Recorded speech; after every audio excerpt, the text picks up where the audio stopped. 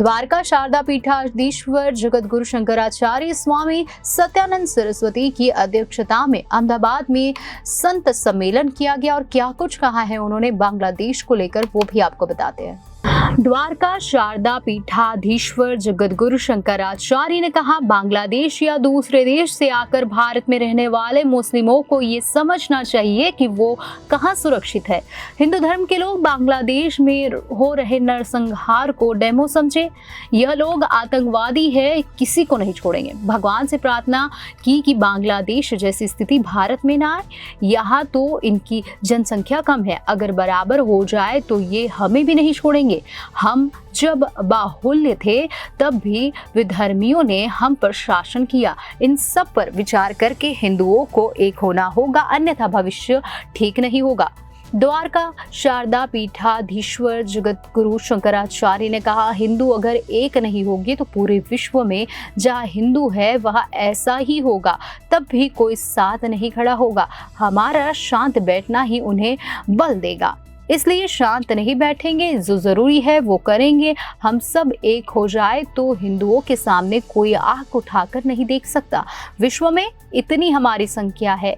मुस्लिम जो हिंदुओं पर अत्याचार कर रहे हैं उनके साथ अब हमारे हिंदू नास्तिकों से भी हमें युद्ध करना है। ये नई चुनौती है।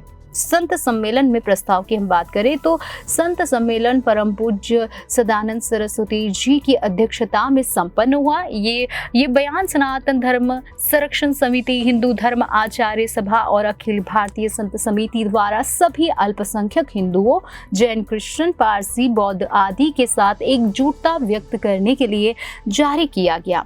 बांग्लादेश के सभी अल्पसंख्यक समुदायों और विशेषकर हिंदू समुदाय की बेहद असहाय स्थिति से गुजरात का संपूर्ण संत समाज और गुजरात की जनता दुखी और चिंतित है।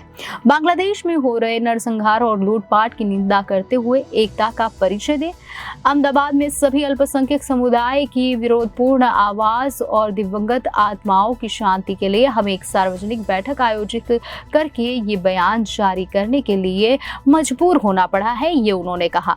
बांग्लादेश में सत्ता हस्तांतरण के बाद की स्थिति को देखते हुए ऐसा लगता है कि सत्ता हस्तांतरण ही एकमात्र उद्देश्य नहीं था, बल्कि अल्पसंख्यकों विशेषकर हिंदुओं की जानबूझकर हत्याएं, हिंदू घरों, व्यवसायों, पूजा स्थलों को नष्ट करना था। अल्पसंख्यक बलात्कार और महिलाओं पर अत्याचार भी उद्देश्य थे। हिंदू अल्पसंख्यक बांग्लादेश सरकार के प्रति आंदोलनकारियों के पूर्वाग्रह और तिरस्कारपूर्ण रवैये ने उदासीनता को उजागर कर दिया है। वही आगे उन्होंने कहा कि हम राजनीतिक अस्थिरता की इस समय में हिंदुओं और सभी अल्पसंख्यकों के खिलाफ जानबूझकर और लक्षित हिंसा का दृढ़ता से विरोध करते हैं। हम बांग्लादेश सरकार से अल्पसंख्यकों के नरसंहार को तुरंत रोकने के लिए उनकी रक्षा करने की जिम्मेदारी लेने का आग्रह करेंगे। आगे उन्होंने कहा कि सभी संत एवं गुजरात वासी दिवंगत आत्मा की शांति के लिए उन्हें अनंत श्रद्धांजलि अर्पित करते हैं। आगे उन्होंने बात करते हुए कहा कि बांग्लादेश में सभी अल्पसंख्यकों को विशेषकर हिंदुओं के खिलाफ जानबूझकर की गई हिंसा जितनी दर्दनाक है, इस नरसंहार के प्रति अंतर्राष्ट्रीय समुदाय और संयुक्त राष्ट्र के सदस्य देशों के चुप्पी और उदासीन व्यवहार है। संयुक्त राष्ट्र के किसी भी सदस्य देश ने संयुक्त राष्ट्र से कट्टर नरसंहार के इन कृत्यों को रोकने के लिए नहीं कहा है। आगे उन्होंने कहा कि हमें विश्वास है कि भारत सरकार ने कूटनीतिक कदम उठाए होंगे और अभी भी ऐसा करने की कोशिश कर रही है, लेकिन अब अपील और अनुरोध करते हैं कि सरकार अंतर्राष्ट्रीय स्तर पर भी ये सुनिश्चित करने के लिए दबाव डाले और हिंदुओं के खिलाफ नरसंहार हिंसा रुके। आगे उन्होंने बताया कि हम देश के सभी राजनीतिक दलों से अपील करेंगे वे पार्टी के पूर्वाग्रहों को दूर रखें और सभी भारतीयों की तरह बांग्लादेश में भारतीय मूल के अल्पसंख्यक धर्म के हितों की रक्षा करने का प्रयास करें। उन्होंने कहा कि हम भारत सरकार को विशेष रूप से सूचित करना चाहते हैं कि हम आपसे वादा करते हैं कि विस्थापित अल्पसंख्यक समुदाय को हर प्रकार की सहायता प्रदान करने के लिए गुजरात के सभी संत आपके साथ रहेंगे। और किसके साथ न्याय हो रहा है और किसके साथ अन्याय हो रहा है और कौन अन्याय कर रहा है, किसके द्वारा अन्याय प्रायोजित है।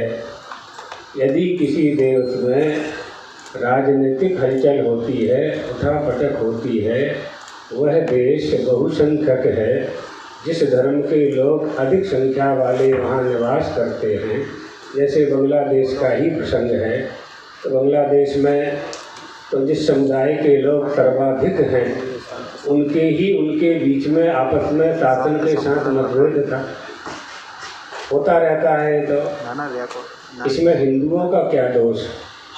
वहाँ जो हिंदू निवास करने वाले हैं उनका क्या दोष है? उनको क्यों निशाना बनाया जा रहा है? हिंदुओं को ही नहीं, अल्पसंख्यक जितने भी हैं वहाँ, जो सिख हैं, जैन हैं और दूसरे भी धर्मानुयायी हैं, मुस्लिम को छोड़ करके, उन सब को गिन गिन करके टारगेट करके उनकी हत्याएं की जा रही हैं, लूटपाट की जा रही है। ये कौन सा धर्म है? और ऐसा करके हम क्या प्राप्त करेंगे? कौन क्या प्राप्त कर सकता है? हमारा जो धर्म है, जिस व्यक्ति का जो धर्म है, जो संप्रदाय है, यदि हम उसे स्वीकार करते हैं तो उनके नियम माने जो बंधारण थे, उसका जो संविधान है वह भी स्वीकार करना चाहिए। तो किसी भी धर्म ग्रंथ में यह आदेश तो नहीं दिया गया है जो वहाँ हो रहा है। इन बातों पर ध्यान देने की आवश्यकता है हिंदुओं की। अब इससे क्या है, भारत में जो लोग रहते हैं, बांग्लादेश से जो लोग भारत में रह रहे हैं, बांग्लादेश से आए हुए हैं या दूसरे देशों से आकर के भी भारत में जो निवास कर रहे हैं, उन्हें यह शिक्षा लेना चाहिए। मुसलमानों को भी यह शिक्षा लेना चाहिए, भारत में सुरक्षित हैं कि वहाँ सुरक्षित हैं जहाँ वो अपना मूल स्थान मानते हैं। प्रमाण है, हिंदुओं को भी शिक्षा लेनी चाहिए,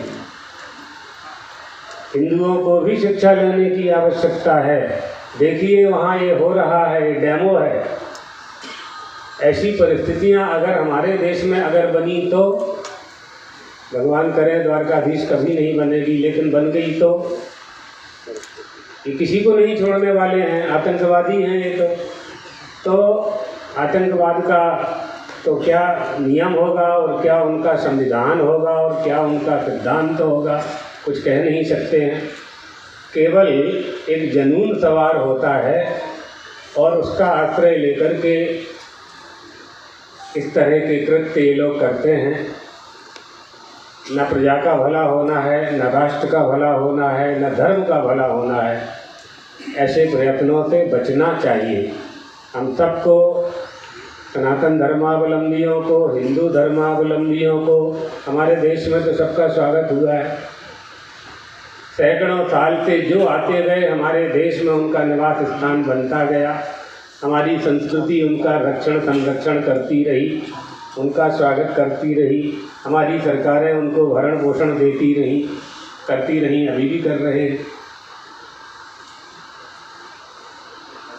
वहाँ मुसलमानों ने मुसलमान शासन के ही विरुद्ध ये कदम उठाया है। तो उनकी जनसंख्या इस समय कम है, इसलिए ऐसा नहीं कर पा रहे हैं। यदि जनसंख्या वृद्धि हो जाएगी, बराबरी के हो जाएंगे, 50-50 हो जाएंगे, हमको भी नहीं छोड़ेंगे ये लोग। आपके सामने प्रमाण है, हमको भी नहीं छोड़ेंगे। इसलिए हम धर्म की रक्षा करके क्या करेंगे? मठ किसके लिए है, ये मंदिर किसके लिए है, आश्रम किसके लिए है, धर्म किसके लिए है? धर्म पालन के लिए है। धर्म तो धर्मी में रहता है ना, हिंदू में ही हिंदुत्व होगा ना। तो जब धर्म धर्मी में रहता है, तो जब हमारी संख्या ही नहीं रहेगी, तो जब हम बहुत संख्या वाले थे तब भी विधर्मियों ने आक्रमण करके सैकड़ों वर्ष तक हमारे ऊपर शासन किया। अंग्रेजों का शासन तो अभी अभी की बात है, 75 साल पहले तक वो रहे हमारे देश में। इन सब परिस्थितियों पर विचार करके सभी हिंदू संगठनों को एक होना चाहिए और सनातन धर्मावलंबियों को जितने भी हमारे संगठन हैं, सबको एक होकर के काम करना होगा। अन्यथा धीरे धीरे जो आने वाला भविष्य है वो ठीक नहीं होगा। बहुत आवश्यकता है विचार करने की। सनातन धर्म है, हम ये जानते हैं, हमारा इतिहास प्रमाण है कि नष्ट होने वाला नहीं है, लेकिन आपत्ति तो आती रही है। ना आए ऐसा प्रयास हमें करना चाहिए, सचेत होना चाहिए, सावधान होना चाहिए। तो परिस्थितियाँ सामान्य हो, इसके लिए शासन प्रशासन अपने अनुसार कुछ न कुछ कर ही रहे होंगे, कर ही रहे हैं। कुछ थोड़ा थोड़ा वहाँ भी सूचना मिली है कि ठीक होने लगा है, लेकिन इस बात का बिल्कुल विरोध होना चाहिए कि जिस तरह का कार्य बांग्लादेश में हिंदुओं के साथ हुआ है, किसी का परिवर्तन हुआ है, वो उनकी प्रजा की इच्छा, उनका कुछ कहना नहीं है। लेकिन उस परिवर्तन के बाद जो घटना घट रही है, तो लग रहा है कुछ प्रच्छन्न कोई हाथ है, जहाँ के दूसरा उद्देश्य है, ताकि लघुमतियों के ऊपर जो नरसंहार और आक्रमण हो रहे हैं, माल लूटना, मकान जलाना, लोगों को जलाना, स्त्री का चरित्र लूटना, और इतनी बर्बरता से सब हो रहा है ताकि सभी संतों के हृदय बड़े द्रवित हो गए। हम देख भी नहीं पाते, और देखे तो 2 दिन तक सोई भी नहीं पाए। इसीलिए ये सभा मुख्यत्वे जो हमारे भाई बहन हिंदू, सिख, जैन, पारसी, बौद्ध, कोई भी जो बेचारे इसमें अपना प्राण गंवा दिए, उनके आत्मा की शांति के लिए, और जो बचे हैं उनको भगवान बल दे अपनी रक्षा के लिए, एक उद्देश्य ये था। बांग्लादेश की सरकार ऊपर हम चाहते हैं कि दबाव आए कि तुरंत रोके। तीसरा, हमारी ये भी अपेक्षा थी कि अंतर्राष्ट्रीय स्तर पे मानव अधिकार के नाम पे झंडे लेके सब जगह पे पहुंच के विरोध करने वाले ये सब संस्थाएं क्यों चुप है। आज हम उन्हें अपील करना चाहते हैं कि आप क्यों सिलेक्टिव ऐसा काम कर रहे हैं, और यूनाइटेड नेशन से भी हम अपील करना चाहते हैं कि आप इस विषय में नोंद लें, और यूनाइटेड नेशन इसको इनिशिएटिव लेके इसको रोके। और आखिर में सभी संत इतने द्रवित हैं कि हम तो सब वहाँ जाना चाहते हैं, लेकिन दूसरा देश होने के कारण हम नहीं जा सकते हैं। लेकिन गुजरात के सभी संतों इकट्ठे होकर संदेश देना चाहते हैं कि विस्थापित हिंदू और वहीं रहे हिंदुओं के, उसके लिए जब भी कोई मदद की ज़रूरत होगी, गुजरात संत समाज उनके साथ खड़ा है। सरकार से मशवरा करके उसमें सब करने के लिए तैयार है। सर, विस्थापितों के